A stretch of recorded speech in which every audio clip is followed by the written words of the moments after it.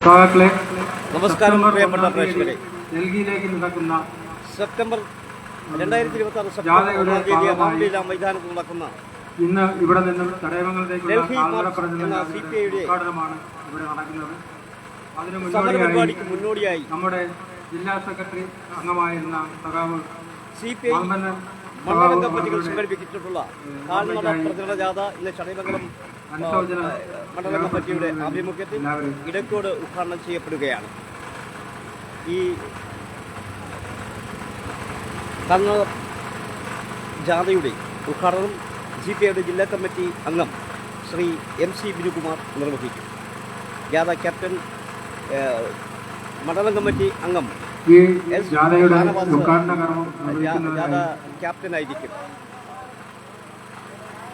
ഈ ജാഥയുടെ ഡയറക്ടറായി G. അജയനാണ് CPI-യുടെ സെക്രട്ടറി. വൈസ് ക്യാപ്റ്റനായി പഞ്ചായത്ത് പ്രസിഡന്റും നിലവിൽ ബ്ലോക്ക് വൈസ് പ്രസിഡന്റും മണ്ഡലം കമ്മിറ്റി അംഗവുമായ ശ്രീമതി മിനി സുനിൽ ഈ ജാഥയുടെ വൈസ് ക്യാപ്റ്റനായി. ഈ മാസം അടുത്ത മാസം 1-ാം തീയതി സെപ്റ്റംബർ 1-ാം തീയതി പാർലമെന്റിലേക്ക് നടക്കുന്ന മാർച്ചിന്റെ ഭാഗമായുള്ള ചടയമംഗലം ലോക്കൽ കമ്മിറ്റിയുടെ കീഴിലുള്ള കാൽനട പ്രചരണ ജാഥയാണ് ഇന്ന് ഈ ഇടക്കോട് ജംഗ്ഷനിൽ നിന്നും ആരംഭിക്കുന്നത്. അതിൻ്റെ സ്വാഗതം പറയുക എന്നാണ് എൻ്റെ കർത്തവ്യം. ഈ കാൽനട പ്രചരണ ജാഥയുടെ ഉദ്ഘാടന കർമ്മത്തിന്റെ അധ്യക്ഷനായിട്ടുള്ള സഖാവ് സുരേഷ് ബാബുവിന് ഈ കാൽനട പ്രചരണ ജാഥയുടെ പേരിലുള്ള നന്ദി സ്വാഗതം ആശംസിക്കുന്നു. അതുപോലെ തന്നെ ഈ കാൽനട പ്രചരണ ജാഥ ഉദ്ഘാടനം ചെയ്യാൻ ഇവിടെ എത്തിച്ചേർന്ന CPI-യുടെ കൊല്ലം ജില്ലാ കമ്മിറ്റി അംഗം സഖാവ് MC ബിനുകുമാറിനെ ഈ സമ്മേളനത്തിന്റെ പേരിൽ ആദ്യമായി സ്വാഗതം ചെയ്യുന്നു. അതുപോലെ തന്നെ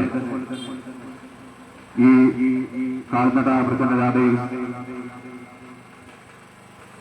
ഉദ്ഘാടന കർമ്മത്തിൽ എത്തിച്ചേർന്ന CPI-യുടെ ചടയമംഗലം മണ്ഡലം സെക്രട്ടേറിയറ്റ് അംഗം സഖാവ് ദേവക്രമനെയും ജാഥയിലേക്ക് ഹാർദവമായി സ്വാഗതം ചെയ്യുന്നു.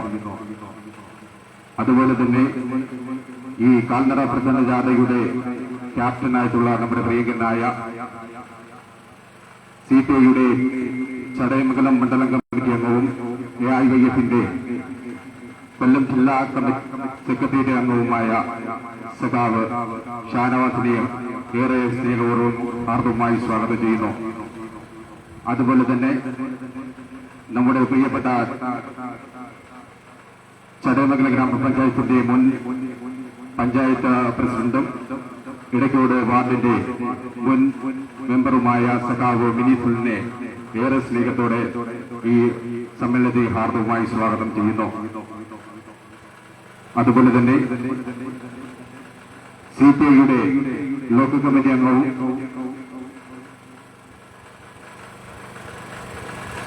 ലോക്കൽ കമ്മിറ്റി സെക്രട്ടറി സഖാവ് ഈ ജാഥയുടെ മാനേജറുമായ സഖാവ് G. അജയനെ ഏറെ സ്നേഹത്തോടെ ഈ ജാഥയിലേക്ക് ഹാർദവമായി സ്വാഗതം ചെയ്യുന്നു.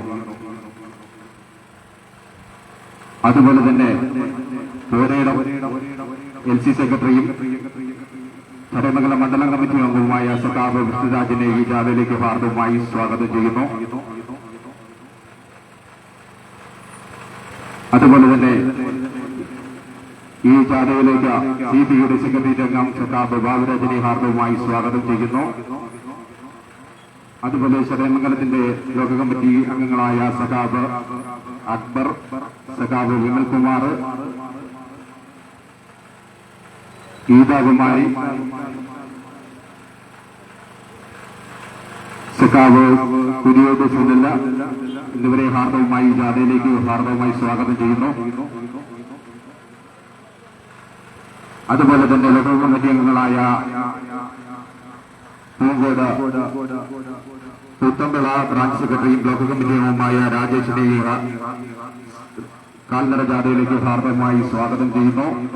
അതുപോലെ തന്നെ പണയിൽ ബ്രാഞ്ച് സെക്രട്ടറിയും ചടയമംഗലം ബ്ലോക്ക് കമ്മിറ്റി അംഗവുമായ അനിൽകുമാറിനെ ഹാർദവമായി ഈ ജാഥയിലേക്ക് ഹാർദവമായി സ്വാഗതം ചെയ്യുന്നു. ഇവിടെ എത്തിച്ചേർന്ന മുഴുവൻ സഖാക്കൾക്കും ഇനി ആരെങ്കിലും പേരെടുത്ത് വിട്ടുപോയിട്ടുണ്ടെങ്കിൽ അവരെയും ഈ കാൽനട ജാഥയിലേക്ക് ഹാർദവമായി സ്വാഗതം ചെയ്തുകൊണ്ട് നിർത്തുന്നു. വിപ്ലവ വിവാദിക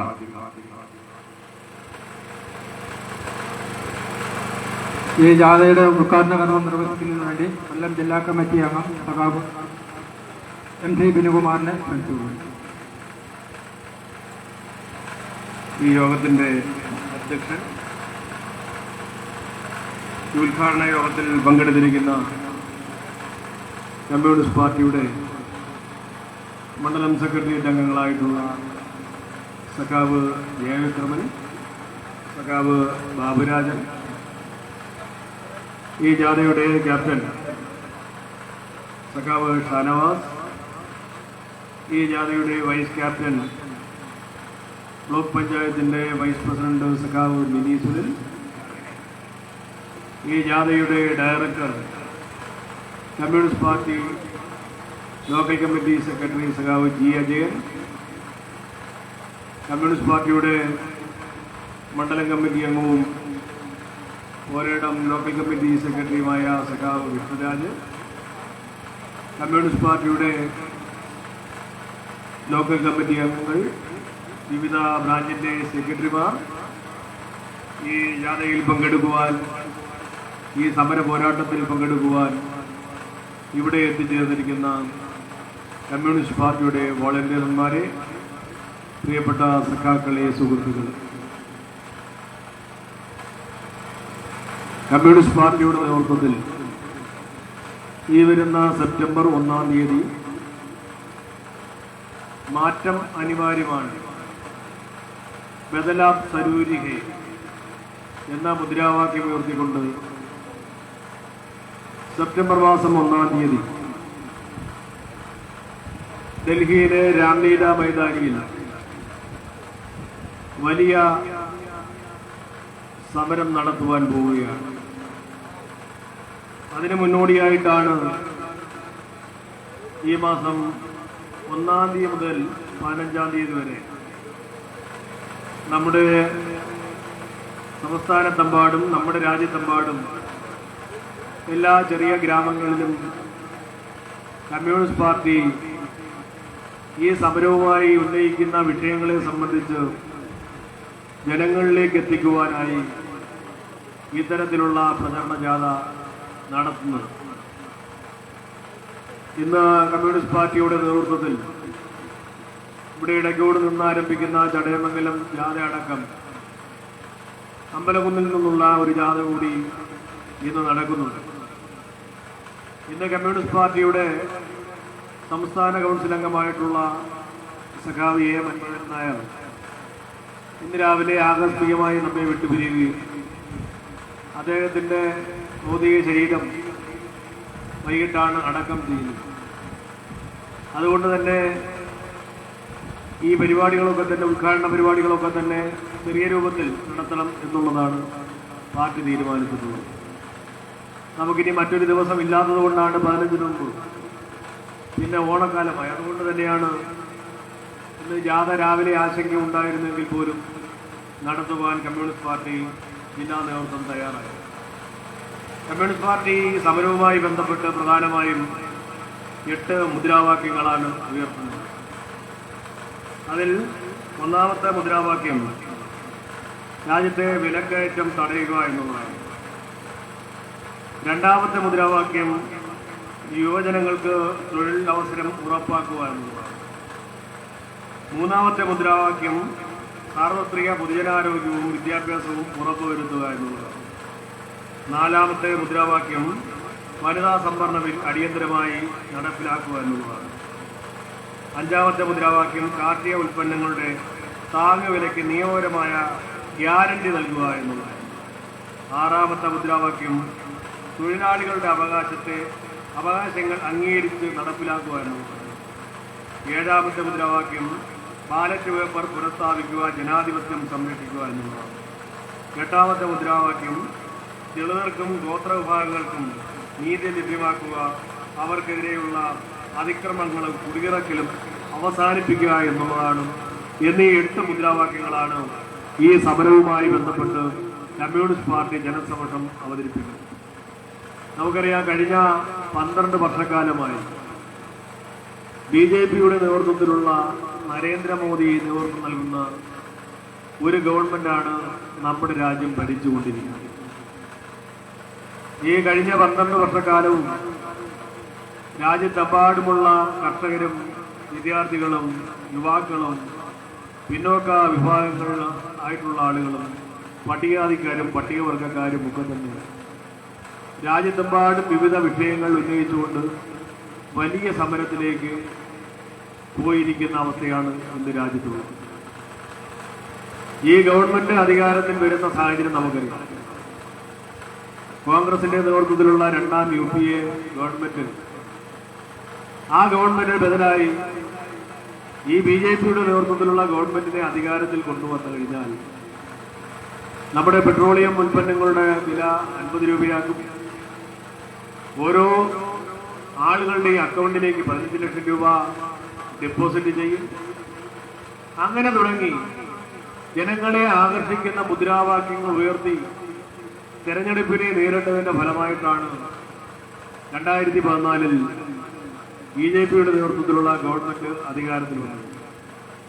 അതുമാത്രമല്ല, രാജ്യത്തെമ്പാടും വർഗീയ ലഹളകൾ സംഘടിപ്പിച്ചുകൊണ്ട് ജനങ്ങളെ വർഗീയമായി വേർതിരിപ്പിച്ചുകൊണ്ട് വർഗീയമായി ചിന്തിപ്പിച്ചുകൊണ്ട് ഭൂരിപക്ഷ വർഗീയതയുടെ പേരിലാണ് ഈ BJPയുടെ നേതൃത്വത്തിലുള്ള ഗവൺമെന്റ് അധികാരത്തിൽ വന്നത്.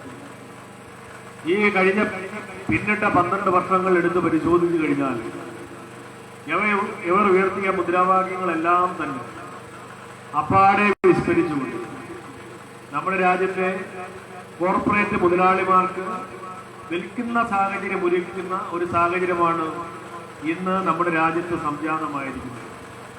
കമ്മ്യൂണിസ്റ്റ് പാർട്ടി ഉയർത്തുന്ന പ്രധാനപ്പെട്ട മുദ്രാവാക്യം വിലക്കയറ്റം തടയുക എന്നുള്ളതാണ്.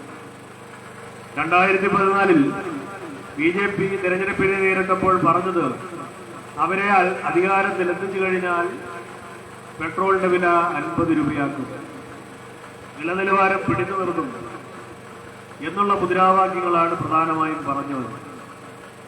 എന്നാൽ ഇന്നത്തെ അവസ്ഥ നമ്മളെടുത്ത് പരിശോധിച്ചു കഴിഞ്ഞാൽ നമ്മളെല്ലാം ഉപയോഗിക്കുന്ന പാചകവാതകത്തിന്റെ വിലനിലവാരം 2014 123% വർദ്ധിച്ചിരിക്കുകയാണ്. പെട്രോളിന്റെ വില 74% വർദ്ധിച്ചിരിക്കുകയാണ്. ഡീസലിന്റെ വില 50% വർദ്ധിച്ചിരിക്കുകയാണ്. അങ്ങനെ രാജ്യത്തെമ്പാടും പെട്രോളിന്റെയും അതുപോലെ തന്നെ പാചകവാതകത്തിന്റെയും അടക്കം വില വർദ്ധിപ്പിച്ചുകൊണ്ട് നിത്യോപയോഗ സാധനങ്ങളുടെ വില ക്രമാതീതമായി വർദ്ധിച്ചിരിക്കുകയാണ്. നമുക്കറിയാം, നമ്മുടെ കർഷകർ രാജ്യത്തെമ്പാടും നടത്തിയ സമരം നമുക്കറിയാം. കഴിഞ്ഞ ഒരു വർഷക്കാലത്തിന് മുമ്പ് നീണ്ട ഒരു വർഷക്കാലം ഈ രാജ്യത്തെ കർഷകർ ഡൽഹിയിൽ നടത്തിയ ഐതിഹാസികമായ സമരം നമ്മൾ മറന്നിട്ടില്ല. ഈ സമരത്തെ, ഈ കർഷകരും തൊഴിലാളികളും വിദ്യാർത്ഥികളും നടത്തുന്ന സമരത്തെ രാജ്യത്തെ ഗവൺമെന്റ്, ഫാസിസ്റ്റ് ഗവൺമെന്റ്, അവർ പറയുന്നത് എന്താ? നമ്മുടെ സർക്കാരിനെതിരെ, പ്രധാനമന്ത്രിക്കെതിരെ സമരം നടത്തിയാൽ പറയുന്നത് രാജ്യദ്രോഹ കുറ്റം നടത്തി, പാകിസ്ഥാന്റെ ചാരന്മാരാണ്, രാജ്യദ്രോഹികളാണ് എന്നുള്ള വർത്തമാനങ്ങൾ പറഞ്ഞുകൊണ്ട് രാജ്യത്തെ സമരങ്ങളെ മൂക്കി കൊല്ലുന്നതിനാണ് ശ്രമിച്ചത്. നമുക്കറിയാം, കർഷകർ സമരം നടത്തിയപ്പോൾ 700ഓളം കർഷകരാണ് ആ സമരത്തിൽ മരണപ്പെട്ടത്. നമുക്കറിയാം, ഇപ്പോൾ വിദ്യാർത്ഥികളുടെയും യുവാക്കളുടെയും സമരം ഡൽഹിയിൽ നടന്നു. കോക്രോച്ച് പാർട്ടി നേതൃത്വം കൊടുക്കുന്ന സമരം ഡൽഹിയിൽ നടന്നു. ആ ഡൽഹിയിൽ നടന്നിട്ടുള്ള സമരത്തിലും ഗവൺമെന്റ് എടുത്ത നിലപാടെന്തായിരുന്നു? ഈ പറയുന്ന വിദ്യാർത്ഥികൾ പാകിസ്ഥാന്റെ ചാരന്മാരാണ്, രാജ്യത്ത് കലാപം ഉണ്ടാക്കുന്നവരാണ്. അവർ നടത്തിയ സമരത്തെ ആദ്യമേ കാണുവാൻ പോലും കൂട്ടാക്കിയില്ല. എന്തിനു വേണ്ടിയിട്ടായിരുന്നു ആ പാവം വിദ്യാർത്ഥികൾ സമരം ചെയ്തത്? ആ സമരം ചെയ്യുന്നത് നമ്മുടെ രാജ്യത്തെ വിദ്യാഭ്യാസ അവകാശത്തിന് വേണ്ടിയിട്ട്, അവർ സത്യസന്ധമായിട്ട് എഴുതുന്ന ആ പരീക്ഷയിലെ ചോദ്യപേപ്പർ ചോരാതിരിക്കുവാൻ വേണ്ടിയിട്ട്, ചോദ്യപേപ്പർ ചോദ്യത്തിനെതിരെ ശക്തമായി പോരാടുന്നതിന് വേണ്ടിയിട്ട്, ആ ചോദ്യപേപ്പർ ചോരുന്നതിന് ഉത്തരവാദിയായ മന്ത്രിയെ പുറത്താക്കുന്നതിന് വേണ്ടിയിട്ട് ശക്തമായിട്ടുള്ള നിയമങ്ങൾ കൊണ്ടുവരുന്നതിന് വേണ്ടിയിട്ടാണ് ആ സമരം നടത്തിയത്. നമുക്കറിയാം, ആ സമരം തീർത്ഥമായിട്ടുള്ള സമരം, ഏകദേശം 1 മാസം കാലത്തോളം നീണ്ടു നിൽക്കുന്ന സമരം. ആ സമരം നടത്തിയപ്പോൾ സമരം കണ്ടില്ല എന്നതിൽ ആ സമരത്തിനെതിരെ അപവാദ പ്രചരണങ്ങൾ നടത്തി.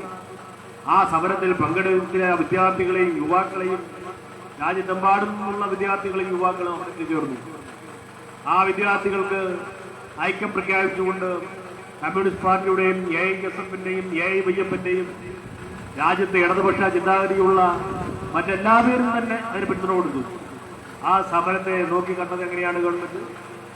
ആ സമരം എത്തിയ വിദ്യാർത്ഥികളെ, നമ്മുടെ പിഞ്ചോമന മക്കളെ എന്തിനാ അവർ സമരം നടത്തിയത്? നമുക്കറിയാം, പരീക്ഷ എൻട്രൻസ്, UGC പരീക്ഷ എൻട്രൻസുമായി ബന്ധപ്പെട്ട് അവരുടെ ഡോക്ടർമാരാകുവാൻ എൻട്രൻസ് പരീക്ഷ, ആ മത്സര പരീക്ഷയിൽ ഉറക്കമിളച്ചിറന്ന് വർഷങ്ങളോളം പഠിക്കുന്ന ആ വിദ്യാർത്ഥികൾ പഠിച്ചെഴുതുമ്പോൾ RSSന്റെയും BJPയുടെയും നേതൃത്വത്തിലുള്ള നേതാക്കന്മാർ, മന്ത്രിമാർ ഈ ചോദ്യ പേപ്പർ ഈ കച്ചവട ചരക്കാക്കി ലക്ഷക്കണക്കിന് രൂപയ്ക്ക്, കോടിക്കണക്കിന് രൂപയ്ക്ക് പൊതുമാർക്കറ്റിൽ വിൽക്കുന്നു. അത് വാങ്ങി പരീക്ഷ എഴുതുന്നവൻ ജയിക്കുന്നു. ഈ വർഷങ്ങളോളം ഇവിടെ ഉറക്കമിളച്ചിരുന്ന് ഒരു വിദ്യാർത്ഥി പരീക്ഷ എഴുതുമ്പോൾ സ്വാഭാവികമായിട്ടും ആ വിദ്യാർത്ഥിയുടെ മാത്രം ഉത്തരവാദിത്വമല്ല, അവൻ മാത്രമല്ല അതിന്റെ ബുദ്ധിമുട്ട് അനുഭവിക്കുന്നത്. ആ വീട്ടുകാർ, ആ വീട്ടിലുള്ള അംഗങ്ങളെല്ലാം തന്നെ എത്രയോ ബുദ്ധിമുട്ടുകൾ അനുഭവിച്ചാണ് ആ കുട്ടികളെ പഠിപ്പിക്കുന്നത്, അവരെ പരീക്ഷയിലേക്ക് എഴുതിക്കുന്നത്. ആ ചോദ്യ പേപ്പർ 2016 UGC എൻട്രൻസ് തുടങ്ങുന്നത്. അതിനുശേഷമുണ്ടായ ഈ പരീക്ഷകളിലെല്ലാം തന്നെ നമ്മുടെ രാജ്യത്ത് നടന്ന 18 പരീക്ഷയുടെ ചോദ്യപേപ്പറാണ് അത് ലീക്കായത്. ആ ചോദ്യപേപ്പർ, ആ ലീക്കായതിന് ഉത്തരവാദിയായ ആളുകൾ, ആ ആളുകൾക്കെതിരെ ശക്തമായിട്ടുള്ള നടപടിയെടുക്കണം, അതിന് ഉത്തരവാദിയായിട്ടുള്ള മന്ത്രി രാജിവെക്കണമെന്ന് പറഞ്ഞുകൊണ്ട് നമ്മുടെ രാജ്യസ്ഥലത്ത് നടന്നിട്ടുള്ള പ്രക്ഷോഭങ്ങൾ നമ്മൾ കണ്ടതാണല്ലോ. ആ കുട്ടികളെ എങ്ങനെയാണ് കൈകാര്യം ചെയ്തത്?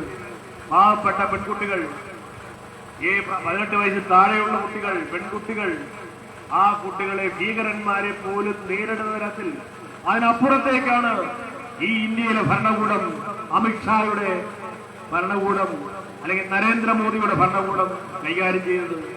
പാവപ്പെട്ട വിദ്യാർത്ഥികളെ ഇലക്ട്രിക് രാതി ഉപയോഗിച്ച് മർദ്ദിക്കുന്നു, പെല്ലറ്റ് ഗൺ ഉപയോഗിച്ച് വെടിവെക്കുന്നു. അതുപോലെ തന്നെ എന്തെല്ലാം ആക്രമണങ്ങൾ നടത്താം. ഈ ബീഹാറിൽ AK-47 ഉപയോഗിച്ചാണ് ആ വിദ്യാർത്ഥികളെ നേരിട്ടത്. ആ വിദ്യാർത്ഥികൾക്കെതിരെ കുപ്രചരണങ്ങൾ നടത്തുന്നു, ആ വിദ്യാർത്ഥികളെ ഒറ്റപ്പെടുത്തുന്നു. ആ ഭീകരമായിട്ടുള്ള അവസ്ഥ നമ്മൾ കണ്ടതാണ്.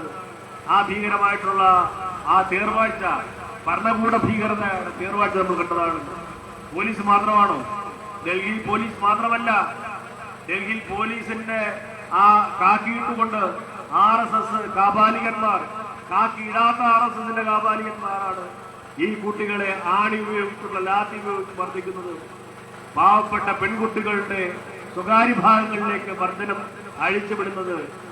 ഇങ്ങനെയുള്ള ഭീകരാവസ്ഥ നമ്മുടെ രാജ്യത്തുണ്ടായില്ലേ? അതിനെതിരെ ശക്തമായിട്ടുള്ള പോരാട്ടം നടത്തിയില്ലേ? ആ പോരാട്ടം ഈ നാട്ടിലെ ജനങ്ങൾക്ക് മാതൃകയാണ്.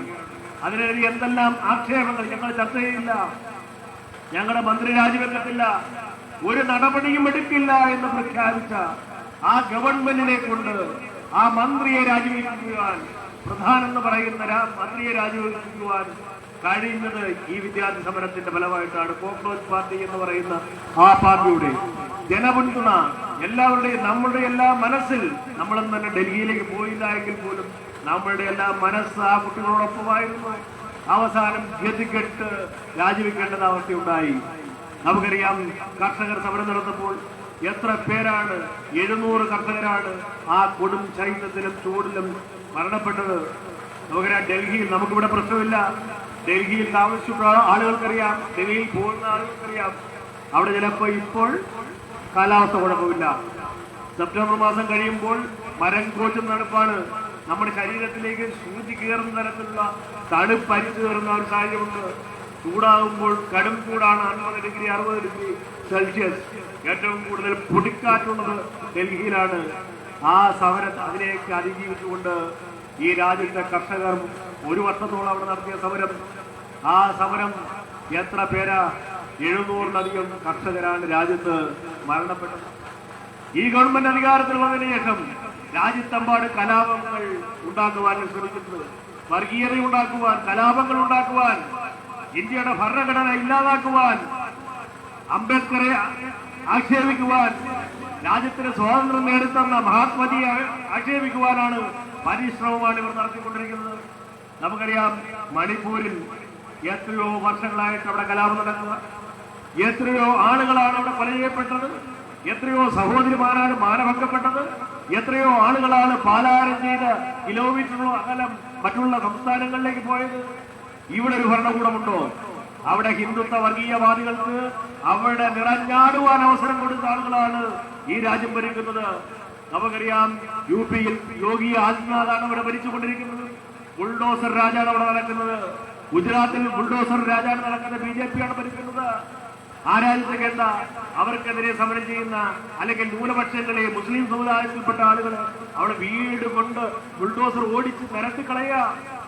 ഈ പറയുന്ന ബഹുമാനപ്പെട്ട സുപ്രീം കോടതി പോലും അതിനെതിരെ ശക്തമായി പ്രതികരിച്ച സംഭവം വരെ ഉണ്ടായിട്ടുണ്ട്. അങ്ങനെ രാജ്യത്തെമ്പാടും കലുഷിതമായിട്ടുള്ള സാഹചര്യമാണ് ഇന്ന് നമ്മുടെ രാജ്യത്തുള്ളത്. ഈ രാജ്യത്തെ പൊതുമേഖലാ സ്ഥാപനങ്ങളെല്ലാം തന്നെ ഈ പറയുന്ന കുത്തകൾക്ക്, ആഗോള ഭീകരന്മാർക്ക് തീർച്ചെടുക്കുന്ന സാഹചര്യമുണ്ട്. ഈ പറയുന്ന സാധാരണപ്പെട്ട പട്ടികജാതിക്കാർക്ക് നമ്മുടെ രാജ്യത്ത് ജീവിക്കാൻ അവസരമില്ല. അവന്റെ ഭൂമി കുത്തകൾക്ക് കൈമാറുന്നു. ഈ ഗോത്രവർഗക്കാരെ അവരുടെ നാട്ടിൽ നിന്ന്, അവരുടെ ഗേഹങ്ങളിൽ നിന്നും അടിച്ചിറക്കുന്നു. ആ സാഹചര്യം നമ്മുടെ രാജ്യത്തുണ്ട്. അങ്ങനെയുള്ള സാഹചര്യം ഇവിടെ വർഗീയത പേരിലാണ് അവർ അധികാരത്തിൽ വന്നത്. രാമക്ഷേത്രത്തിന്റെ പേരിലാണ് അധികാരത്തിൽ വന്നത്.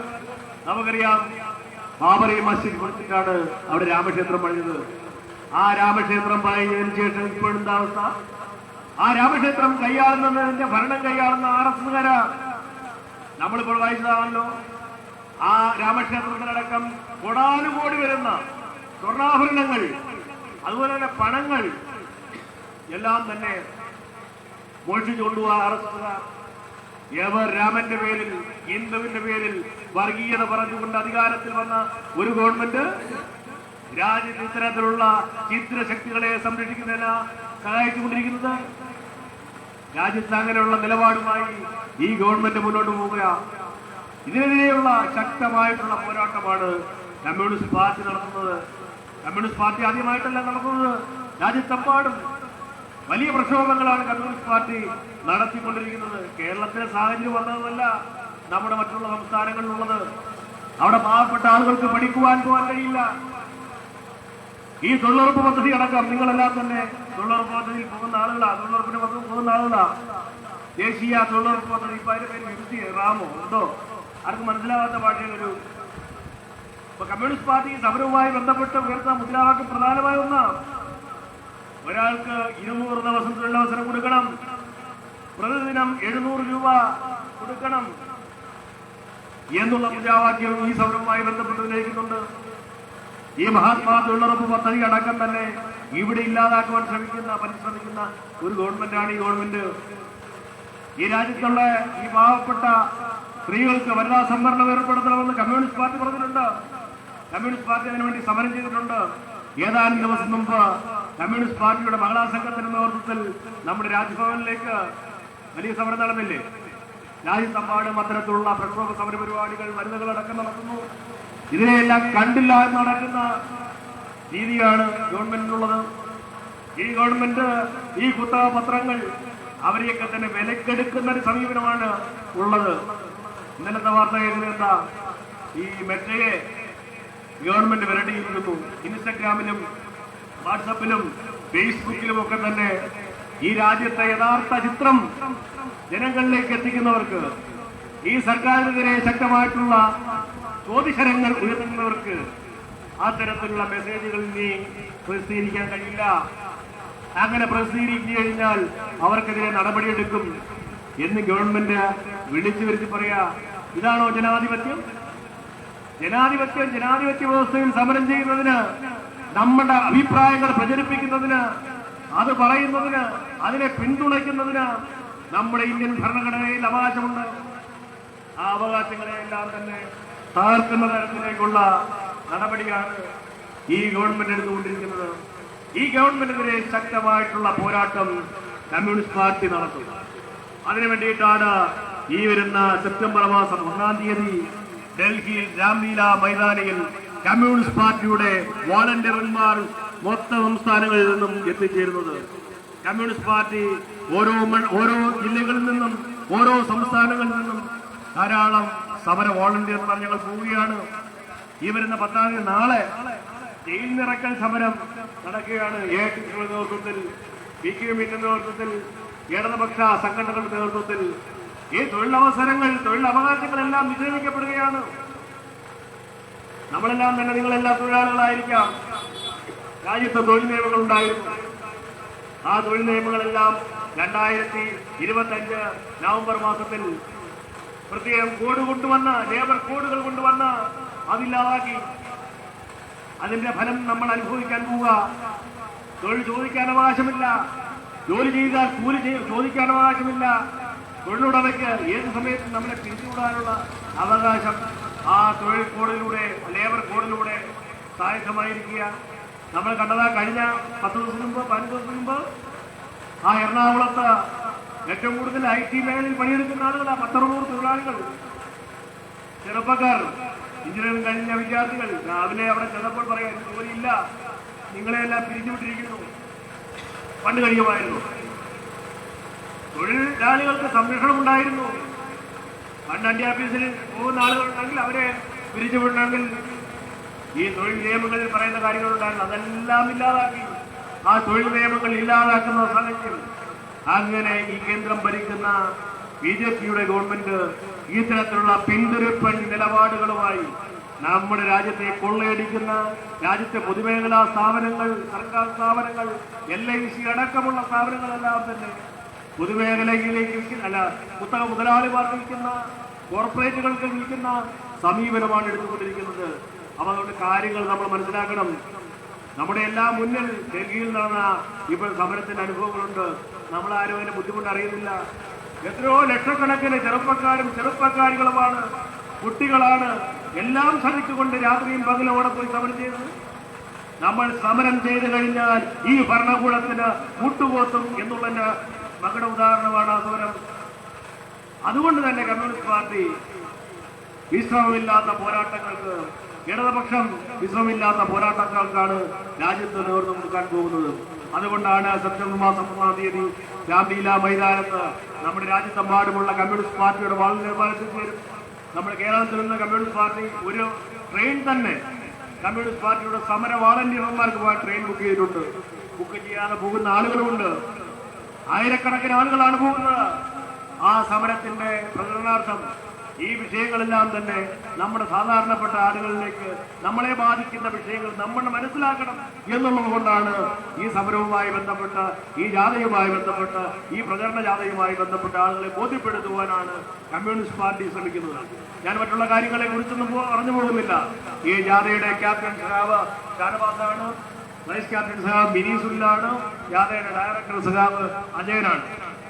ഔദ്യോഗികമായി ജാഥയുടെ ഉദ്ഘാടനം നിർവഹിച്ചുകൊണ്ട് ഞാൻ എന്റെ വാക്കുകൾ ചുരുക്കുകയാണ്. അഭിവാദ്യങ്ങൾ.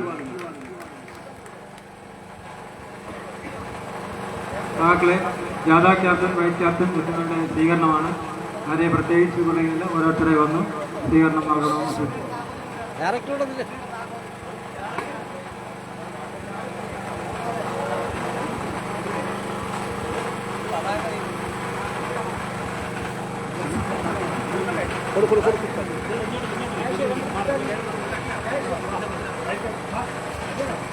ഇൻക്ലാബ് സിന്ദാബാദ്, CPI സിന്ദാബാദ്, ജനജാഥ സിന്ദാബാദ്, ദേശീയ പ്രക്ഷോഭം സിന്ദാബാദ്, സെപ്റ്റംബർ 1 സിന്ദാബാദ്, ഇൻക്ലാബ് സിന്ദാബാദ്, CPI സിന്ദാബാദ്.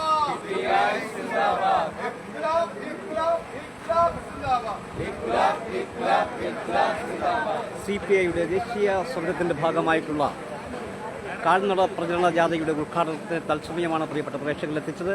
ഈ ജാഥയുടെ ക്യാപ്റ്റൻ ശ്രീ എസ് ഷാനവാസ്,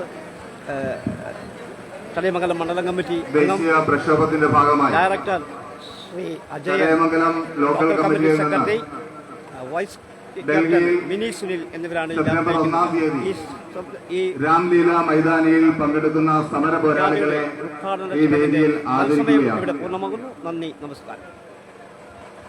ആദരവ് നൽകുന്നതിന് വേണ്ടി കമ്മ്യൂണിസ്റ്റ് പാർട്ടിയുടെ കൊല്ലം ജില്ലാ കമ്മിറ്റി അംഗം സഖാവ് MC ബിനുകുമാറിനെയും ആദരവ് സ്വീകരിക്കുന്നതിന് വേണ്ടി കമ്മ്യൂണിസ്റ്റ് പാർട്ടിയുടെ ചടയമംഗലം ലോക്കൽ കമ്മിറ്റി സെക്രട്ടറി സഖാവ് G അജയൻ ഡൽഹിയിൽ സമര പോരാളിയായി പങ്കെടുക്കുകയാണ്. സഖാവ് MC ബിനുകുമാർ സ്വീകരിക്കുന്നു.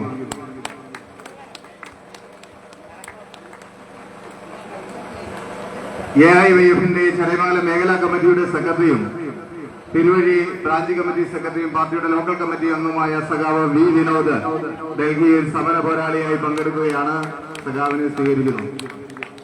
അതുപോലെ AIYFന്റെ ചടയമംഗലം മേഖലാ കമ്മിറ്റിയുടെ പ്രസിഡന്റും പാർട്ടിയുടെ ലോക്കൽ കമ്മിറ്റി അംഗവും നടുക്കുന്ന ബ്രാഞ്ച് സെക്രട്ടറിയുമായ സഖാവ് V വിജിത്ത് സമര പോരാളിയായി പങ്കെടുക്കുന്നു. സഖാവിനെ ആദരിക്കുകയാണ്. കൂടാതെ ചടയമംഗലം പാർട്ടി നേതൃനിരയിൽ നിന്നുകൊണ്ടുള്ള വനിതാ സഖാവ്, നമ്മുടെ സർവീസ് സംഘടനകളിൽ ഉൾപ്പെടെ പഴയ AISFന്റെ സംസ്ഥാന കമ്മിറ്റി ആകെ നയിച്ചിട്ടുള്ള നമ്മുടെ പ്രിയ സഖാവ് ചടയമംഗലം മണ്ഡലം കമ്മിറ്റി സെക്രട്ടറിയുടെ വൈഫ് കൂടിയായ സഖാവ് ഷിബ്ന ചേച്ചിയെ ആദരിക്കുന്നതിന് വേണ്ടി ക്ഷണിക്കുന്നു. സമര പോരാളികളായി ചടയമംഗലം പാർട്ടി ലോക്കൽ കമ്മിറ്റിയിൽ നിന്ന് ഡൽഹിയിലേക്ക് യാത്ര തിരിക്കുന്നവരാണ്. നിങ്ങൾ എല്ലാവരുടെയും അഭിവാദ്യങ്ങൾ സഖാക്കൾ നേരിടണമെന്ന് അറിയിക്കുന്നു.